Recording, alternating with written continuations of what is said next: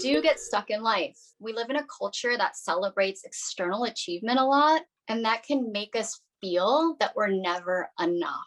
So if you feel like you're stuck, what I would recommend is just taking a moment to shift your focus on the things that are going well, because we tend to overlook them.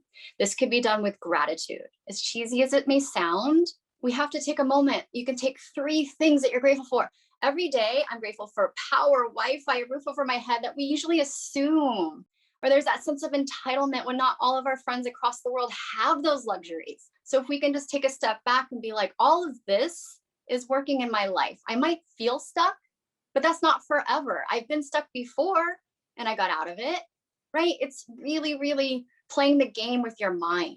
Because when you start using forever words or shoulds, that gets us stuck and more stuck.